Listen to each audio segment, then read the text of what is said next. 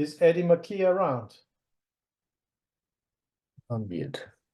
Hello, yes, I am indeed. Yes, Eddie, I will now share your screen. I will share your presentation, and then you're gonna tell me what is it that you wanna share with us. Okay, Perfect. let me just do that. Okay, so Eddie, you have 3 minutes. Lovely. Well, thanks very much for your time. This is a study that myself and some of my colleagues have done in the Royal Victoria Hospital in Belfast. It's trying to answer the age-old question for positioning in lumbar spinal surgery, specifically prone positioning, and is really to compare what's better, the bunny rabbit or the knee to chest position, or the Wilson frame. Both modalities are utilized by practitioners to straighten the lumbar lordosis and open the interlaminar space to provide better access to the spinal canal. So we did a study just to compare the positioning and two different variables, so the posterior interbody disc height and the segmental lumbar lordosis cob angle. So we used the data from a year of operating. So all patients undergoing lumbar discectomy and decompression in the Royal Victoria Hospital within 12 months, and that was a sample size of 61 patients. The control group was the bunny rabbit position, or knees to chest, and the intervention group was the Wilson with the Wilson plus radiolucent frame. And our outcome measures, as I said, were two variables: was the posterior interbody height and the intersegment lumbar cob angle. We used preoperative MRIs to determine the baseline cob angle and interbody height, and an intraoperative mobile imaging for radiograph calibration to measure the intraoperative posterior interbody height and cob angle. With regard to the results, they were fairly surprising.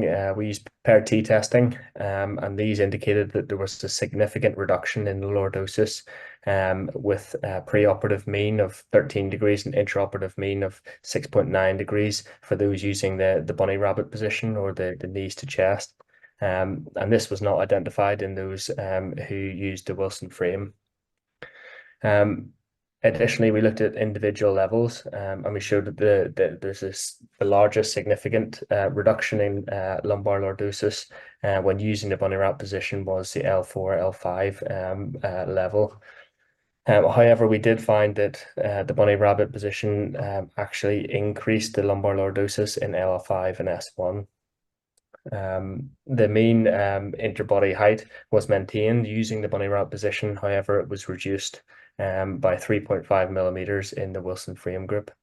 So just to conclude, we're trying to see, which positioning was most beneficial for reducing lumbar lordosis and increasing the access to the spinal canal. And we found that the bunny rabbit position leads to a greater reduction in lumbar lordosis overall and maximally at L4, L5. Conversely, the bunny rabbit position, we did find increased lumbar lordosis at L5 and S1. I think this is fairly interesting because you could nearly tailor your positioning and what modality you use depending on what level you need to decompress. So certainly from our point of view, we'd like to do further research with a larger sample size to corroborate these results, and we'd love other centres around the world to see this as well. Thanks very much. Great, that was great, Eddie. That was actually an interesting result indeed as well. Okay, so now the next presenter will be Michael Rainey. Michael, are you on?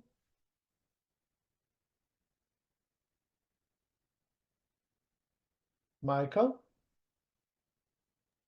Is it Michael Rainey? Yes. Yeah, he's here.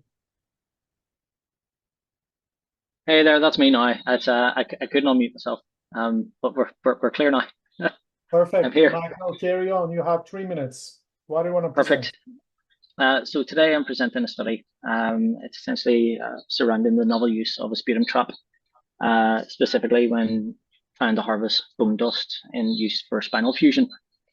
We all know that using autologous bone grafts, specifically in spinal fusion surgery, generally accepted to increase the rates of successful fusion.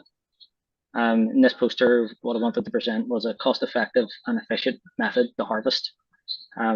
Devices such as strikers, bone vac, and things are used for the purpose of harvest in other centres.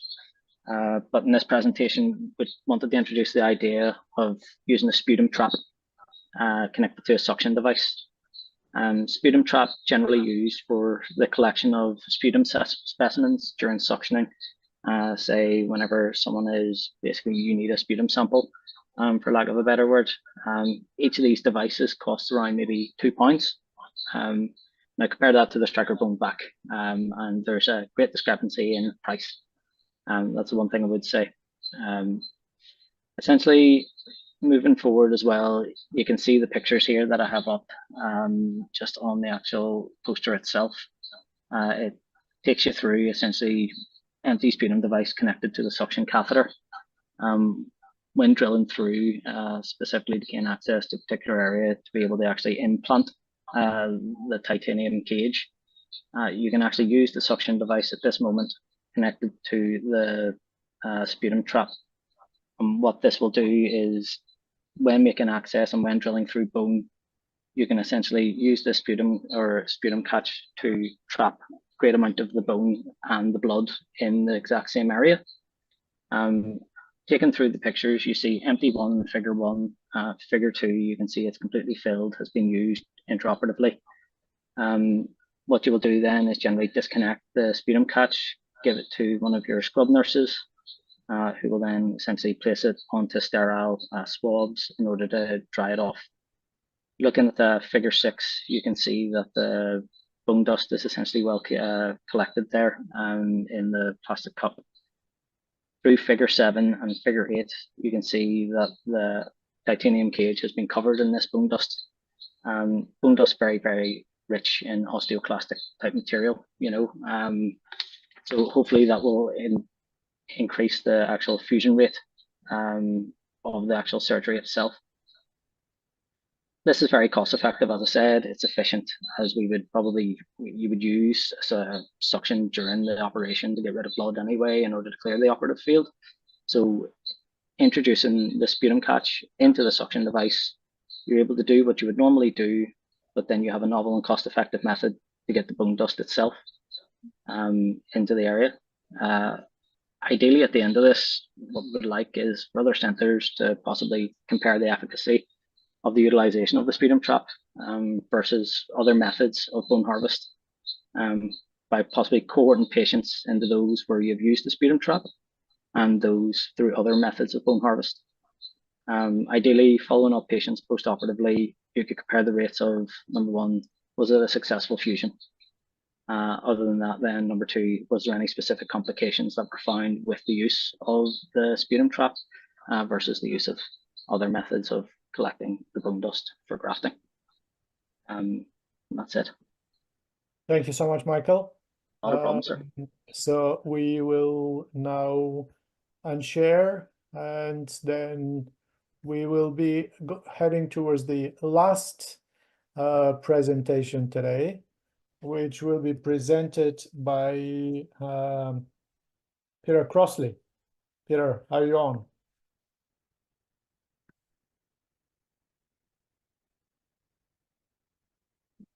Is Peter Crossley on? Yes, sir, he's here. Hi, I'm here. Peter, okay, carry on, Peter. You're on now. We can hear you. So this poster is to present a novel approach to protecting exiting nerve roots during T-lifts or any, I suppose, posterior approaches to surgery. Typically, T-lifts involve a complete facetectomy. That would involve the areas on the diagram highlighted in red and in the crosshatch pattern. Normally, that whole area is taken away, and as demonstrated by figures 1 to 3, that can result in direct compression or instrumentation injury to the nerve root. We suggest that doing a partial facetectomy can result in adequate access to the area and also provide a shelf of protection to the nerve root. We leave approximately 1 centimeter of bone overlying the nerve root, and it allows instruments to pass but provides protection from direct compression. We need to do further research into this area, particularly focusing on rates of post-op pain and length of hospital stay, and we'll endeavour to do that over the next while. And that's really me. It's sort of brief and to the point. Great, that's how we like it. Okay, so I'm gonna unshare now, and this is the final presentation today, everybody. Thank you so much for sharing your time with us. You will receive certificates, but in order to receive the certificates, you need to complete the Google form. There will be questions there in form of MCQs. Even if you get them wrong, that's not a problem. The main point is that you have to try to do them right. And then if something's wrong, we're going to send you the right results. And then also the certificates. For those presented posters, the posters will be evaluated based on the value of the poster itself and the value of the presentation. And then the best ones will be awarded.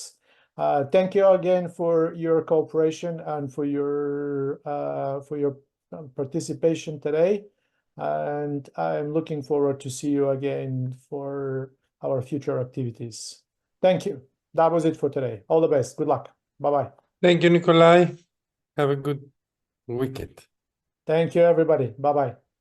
Thank you.